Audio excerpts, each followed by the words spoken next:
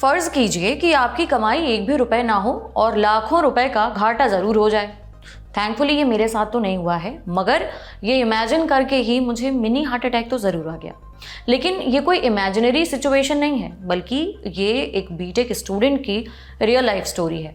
इस स्टूडेंट ने 2 सालों में 46 लाख रुपए गंवाए हैं। इसके पीछे कारण है F&O यानी फ्यूचर एंड ऑप्शन।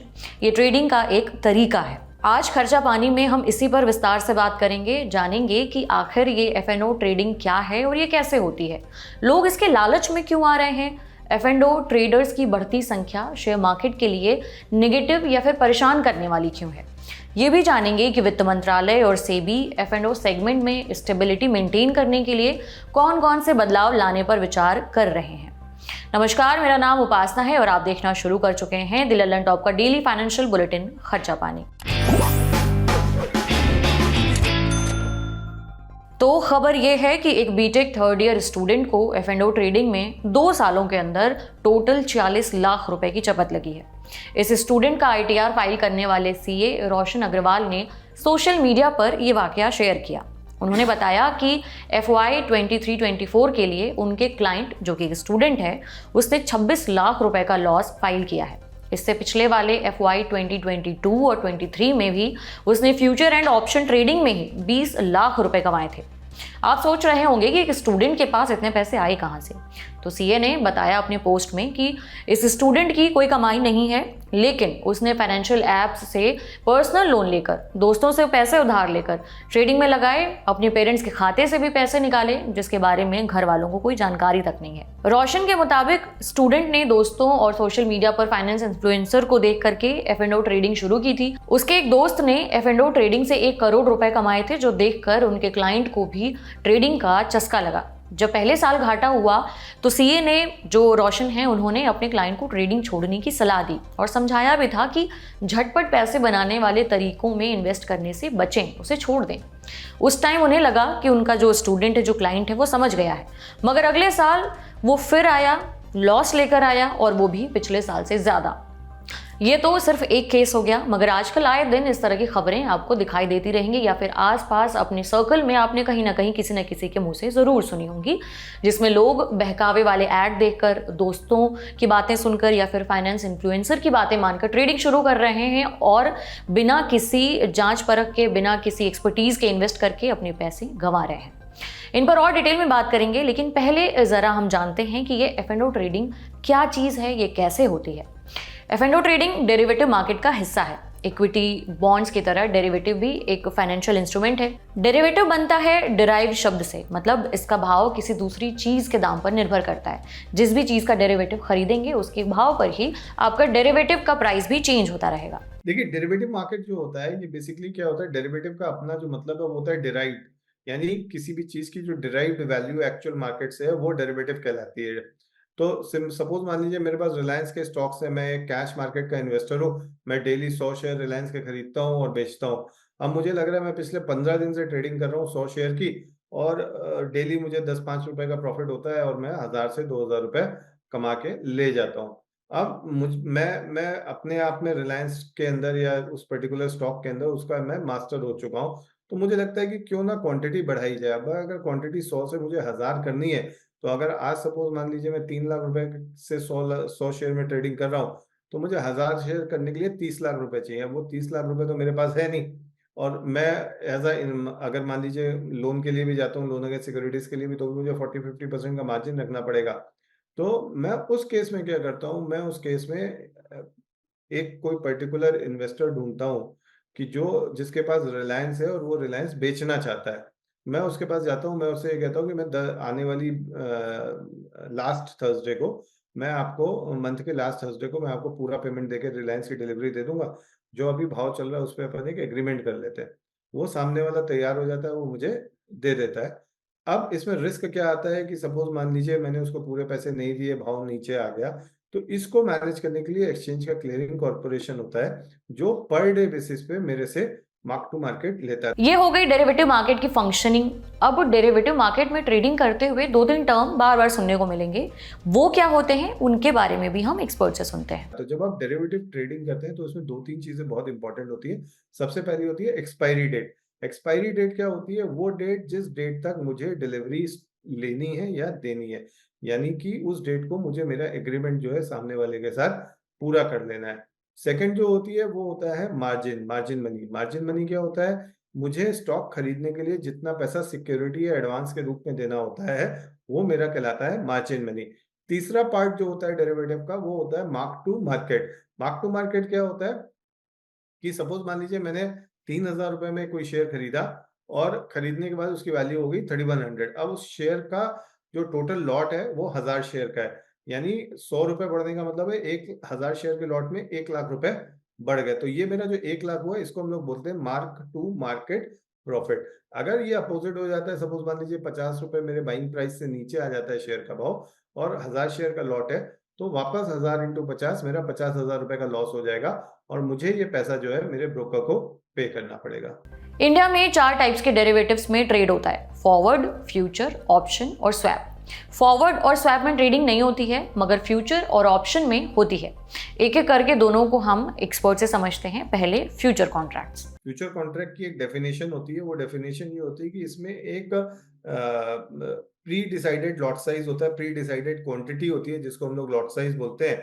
वो pre decided quantity pre decided date पे आपको अपने कमिटमेंट को ऑनर करना होता है, वो कहलाता है फ्यूचर आपका। फ्यूचर में आप जो क्वांटिटी लेते हैं उसमें आपके इनडेफिनिट प्रॉफिट और इनडेफिनिट लॉस होते हैं। आपको जो मार्जिन है वो एक्सचेंज प्रिस्क्राइब देना पड़ता है, जो कि 15 टू 20% होता है of the total value, plus आपको मार्क टू मार्केट करना पड़ता है। तो अगर मैं ओवरऑल बात करूं इंडियन कॉन्ट्रैक्ट के इंडियन मार्केट के स्टैंडर्ड फ्यूचर्स के कॉन्ट्रैक्ट साइज की, तो वो 10 से 20 लाख के बीच में होती है। तो अब अगर मुझे उस सपोज मान लीजिए एवरेज 15 लाख का कॉन्ट्रैक्ट साइज है, तो मुझे उसको फ्यूचर्स में ट्रेड करना है, तो सबसे पहले मुझे 2.5 लाख रुपए के या 2 लाख रुपए के मार्जिन की रिक्वायरमेंट होगी, जो मुझे एक्सचेंज में जमा करना पड़ेगा। चलिए वो भी मैंने जमा कर दिया, उसमें कोई प्रॉब्लम नहीं है। अब अगर मान लीजिए स्टॉक का भाव 1500 है, तो अगर वो 15 लाख का लॉट है तो इसका मतलब 1000 शेयर होंगे उसमें। अब मेरे लेने के बाद अगले 10 दिन तक वो सपोज 25-25 रुपए नीचे आ रहा है, तो हर दिन मुझे ब्रोकर के पास 25,000 रुपए डिपॉजिट करने पड़ते हैं। यानी मेरी जो लिक्विडिटी है, जिस वजह से मैंने फ्यूचर कॉन्ट्रैक्ट में गया था, क्योंकि मेरे पास आज की डेट में लिक्विडिटी नहीं थी, वो लिक्विडिटी अगेन मेरी प्रॉब्लम बन जाती है। और जहां पे मुझे ऐसा लगता है कि अब मेरा मार्क टू मार्केट जमा करने की पोजीशन नहीं है, वहां या तो मैं अपनी पोजीशन को काट देता हूँ या मेरा ब्रोकर जो है वो उस पोजीशन को काट देता है। नितिन केडिया ने कहा कि कुछ सिचुएशन में फ्यूचर कॉन्ट्रैक्ट्स में लिक्विडिटी बहुत कम हो जाती है, जबकि ट्रेडिंग की ही लिक्विडिटी के लिए जाती है, और यही इसका एक छोटा सा डिसएडवांटेज हो जाता है। इसी का सॉल्यूशन होता है ऑप्शन ट्रेडिंग। सुनिए। अब इस डिसएडवांटेज को पूरा करना है तो वहां पे फिर ऑप्शंस जो होते हैं वो प्ले में आते हैं। ऑप्शंस को अगर हम सीधी सरल भाषा में समझना चाहें, तो सीधी सरल भाषा ये है कि सपोज मान लीजिए मैं और मेरे दोस्त ने इंडिया और पाकिस्तान के मैच में एक बेटिंग लगाई और उसको ये बोला कि भाई 500 रुपए जो है जो जीतेगा उसको मिलेंगे। तो अब हमारा मैक्सिमम रिस्क कितना है? 500 रुपए। हम दोनों ने डिपॉजिट थर्ड पर्सन के पास कितने कराए? 500 रुपए। ठीक है, तो यहाँ पे क्या हुआ, मेरा इनिशियल कॉस्ट जो था वो भी कम हो गया और प्लस मेरा जो रिस्क था वो भी कम हो गया। और तीसरा क्या होता है कि जब आप फ्यूचर कॉन्ट्रैक्ट्स में होते हैं तो आपका ऑब्लिगेशन होता है और आपको कंपलसरी होता है कि आपको अपना जो वर्ड्स है वो पूरे करने पड़ेंगे। यानी अगर आप बाय पे है तो आपको बाय के लिए पैसा देना पड़ेगा, और अगर आपने सेल पोजीशन बनाई है तो आपको स्टॉक्स देने पड़ेंगे। लेकिन जब हम ऑप्शंस की बात करते हैं तो ऑप्शंस में जो है वो आपको कोई ऑब्लिगेशन नहीं होता कि आपको ये कमिटमेंट पूरा करना ही करना पड़ेगा। मान लीजिए मुझे लग रहा है इंडिया आज 300 रन बनाएगी, तो मैंने मेरे फ्रेंड के साथ शर्त लगा ली कि आज इंडिया 300 रन बनाएगी तो तुम मुझे 500 दोगे, और नहीं बनाई तो मैं तुम्हें 500 दूंगा। तो ये जो 300, उसने कहा 300 नहीं 250 रन की बनाई है, तो मैंने कहा चलो अच्छा 250 रन की बना ली, पर 250 रन में रिस्क ज्यादा है। ठीक है, तो let's have a bigger amount. तो ये जो हम 250 रन बनाने की बात कर रहे हैं या 300 रन बनाने की बात कर रहे हैं, ये कहलाते हैं स्ट्राइक प्राइस। तो जैसे सपोज मान लीजिए मैं बैंक निफ्टी की बात करूं, तो बैंक निफ्टी में हर 100 पॉइंट के डिफरेंस पे एक स्ट्राइक अवेलेबल होता है, जिसपे आप अपनी बेट लगा सकते हो कि ये प्राइस इस पर्टिकुलर वीकली एक्सपायरी में आएगा या नहीं आएगा। अगर 55,000 का भाव है या तो मुझे लगता है कि 54,000 नीचे में आएगा, तो मैं 54,000 का भी ऑप्शन कॉन्ट्रैक्ट बाय कर सकता हूँ। अब ऑप्शन कॉन्ट्रैक्ट जो होते हैं वो दो तरह के होते हैं, एक होता है कॉल ऑप्शन, एक होता है पुट ऑप्शन। अगर मुझे तेजी खेलनी है बाजार के अंदर, अगर मुझे लग रहा है बाजार में आगे आने वाले में समय में तेजी है, तो मैं कॉल ऑप्शन बाय करके चलता हूँ। और अगर मुझे लग रहा है कि आगे आने वाले समय में मंदी है तो मैं पुट ऑप्शन बाय करता हूँ। बहुत सारे ट्रेडर फ्यूचर एंड ऑप्शन का इस्तेमाल हेजिंग के लिए भी करते हैं। ये कैसे काम करता है ये भी समझते हैं। सपोज मान लीजिए मैं एक ज्वेलर हूँ और मेरे पास मान लीजिए दुकान पे 5 किलो सोना पड़ा हुआ है, और अभी सपोज मान लीजिए कि कोई मेरी वाइफ जो है वो दुकान पे गई और उन्होंने 100 ग्राम गोल्ड उससे दुकानदार से परचेस कर लिया। दुकानदार ने बोला कि भाई ये ज्वेलरी बनाने में थोड़ा सा टाइम जाएगा, 10-15 दिन में आपको डिलीवरी मिल जाएगी। अब जो कस्टमर जाता है दुकान पे वो थोड़ा बहुत एडवांस पे करके चला आता है। सपोज मान लीजिए 100 ग्राम की ज्वेलरी हुई 8 लाख रुपए की, कस्टमर ने 1 लाख रुपए दिया। अब जब कारीगर को ज्वेलर जो है वो बनाने के लिए बोलता है ज्वेलरी, तो उसको गोल्ड देना पड़ता है। तो वो क्या करता है, अपने स्टॉक में से उसने 100 ग्राम गोल्ड निकाल के कारीगर को दे दिया। अब कारीगर ने ज्वेलरी बना के दे दी, कस्टमर वापस लेने आया। अब सपोज मान लीजिए उस समय भाव हो गया 75,000, तो कस्टमर तो यही बोलता है कि भाई मैंने तो आपको 72,000 में ज्वेलरी बनने के लिए दी थी, तो मैं आपको ज्यादा पैसे क्यों दूं, मैं तो आपको 72,000 ही दूंगा। तो ज्वेलर को वहां पे 72,000 लेना पड़ता है। अब जब मान लीजिए हेजिंग की बात आई, तो जैसे ही कस्टमर ने उसको ऑर्डर प्लेस किया, उस ज्वेलर ने क्या किया, जो कस्टमर का 10% उसके पास आया था उसने एमसीएक्स में जमा करके उसने वहां पे एक फ्यूचर का जो कॉन्ट्रैक्ट है वो 72,000 के आसपास खरीद लिया।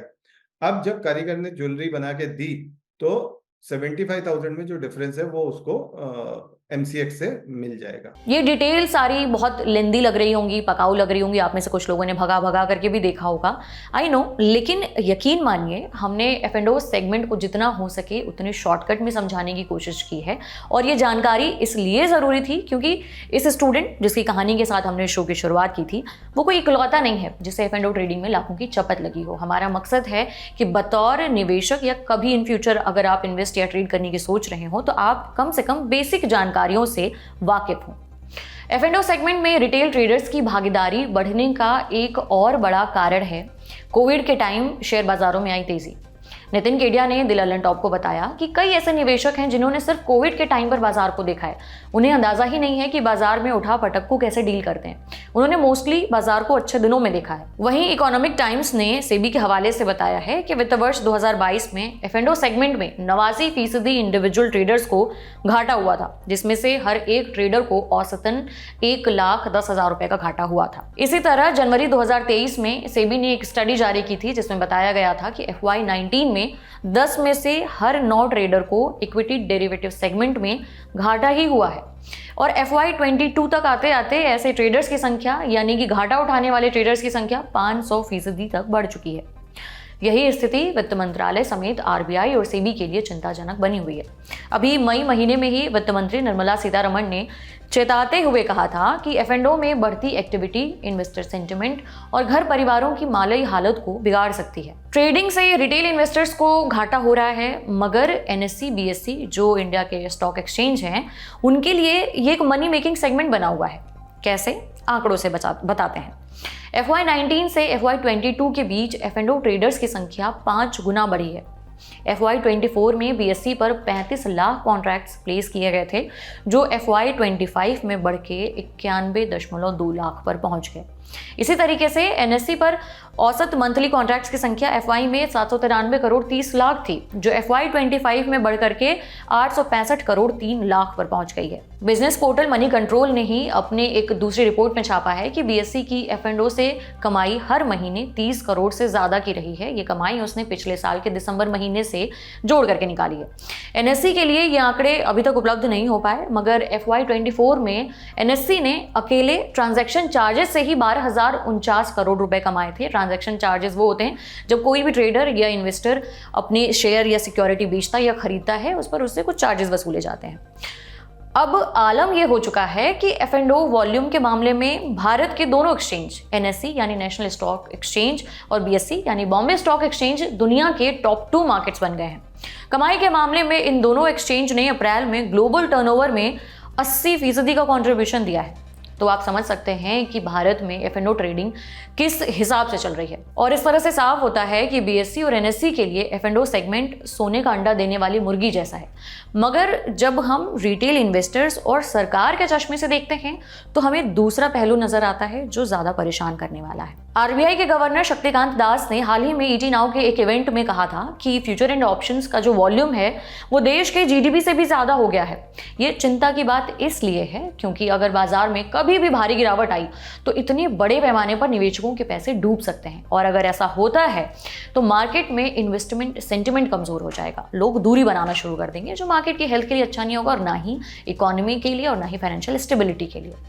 अब जुलाई के आखिरी सप्ताह में फुल बजट पेश होने जा रहा है, जिसके लिए वित्त मंत्री इकोनॉमी के सभी स्टेक होल्डर्स के साथ सलाह मशवरा कर रही हैं, जिसमें कैपिटल मार्केट के जानकारों के साथ भी उनकी मीटिंग हुई। जानकारों ने F&O सेगमेंट को स्थिर रखने के लिए वित्त मंत्री को कुछ प्रस्ताव सुझाए हैं। ईटी के मुताबिक, यानी इकोनॉमिक टाइम्स के मुताबिक, एसेट मैनेजर्स ने वित्त मंत्री से 1000 करोड़ रुपए से ज्यादा के हाई फ्रीक्वेंसी वाले F&O ट्रेड पर STT बढ़ाने का सुझाव दिया है। हाई फ्रीक्वेंसी ट्रेड्स बड़ी संख्या में प्लेस होने वाले ऑर्डर्स होते हैं जो कंप्यूटर से चंद सेकंड्स में पूरे किए जाते हैं। वहीं STT सिक्योरिटी ट्रांजैक्शन चार्ज होता है, जो एक तरह का डायरेक्ट टैक्स है जो किसी भी लिस्टेड सिक्योरिटी की खरीद या बिक्री पर देना पड़ता है। इस मीटिंग में मौजूद एसेट मैनेजर्स ने मनी कंट्रोल को बताया कि अगर टैक्स बढ़ाया जाता है तो मार्केट में हाई फ्रीक्वेंसी ट्रेडिंग वाली फर्म्स की एक्टिविटी कम होगी, उनका प्रॉफिट भी कम होगा और उनका फायदा बनता ही रिटेल ट्रेडर्स के घाटे से है। इसलिए उनका घाटा कम होगा, इसका मतलब है कि रिटेल निवेशकों का घाटा कम हुआ है। बिजनेस स्टैंडर्ड के मुताबिक 20 जून को हुई इस मीटिंग में F&O इनकम पर टैक्स बढ़ाने पर भी बात हुई। सरकार F&O इनकम को लॉटरी या क्रिप्टो करेंसी से होने वाली कमाई जैसा मानने का प्रस्ताव ला सकती है। वहीं फाइनेंशियल एक्सप्रेस की एक रिपोर्ट में कहा गया है कि सरकार F&O ट्रांजैक्शन को बिजनेस इनकम की कैटेगरी से हटाकर स्पेकुलेटिव इनकम की कैटेगरी में डाल सकती है और इन ट्रांजैक्शंस पर TDS भी लगाया जा सकता है। बहरहाल F&O सेगमेंट पर नकेल कसने को लेकर के, नकेल कसना तो नहीं लेकिन रिटेल पार्टिसिपेशन की बढ़ती हुई संख्या को थोड़ा सा बैलेंस आउट करने के लिए ये जो तमाम सुझाव हैं अभी तक प्रस्ताव भर हैं, इन पर अभी विचार विमर्श हो रहा है। ये लागू किए जाएंगे या नहीं किए जाएंगे ये कहना, अभी कब तक लागू किए जाएंगे या नहीं किए जाएंगे ये कहना अभी मुश्किल है, लेकिन इतना तो तय है कि सरकार F&O सेगमेंट की स्थिति से वाकिफ है और आने वाले समय में F&O सेगमेंट के नियमों में कुछ ना कुछ बदलाव देखने को जरूर मिल सकता है। आज के बुलेटिन में इतना ही। उम्मीद करते हैं आपको ये जानकारी पसंद आई होगी तो हमें कमेंट बॉक्स में अपना फीडबैक जरूर दें। बाकी अगले एपिसोड तक अपना ख्याल रखें। शुक्रिया।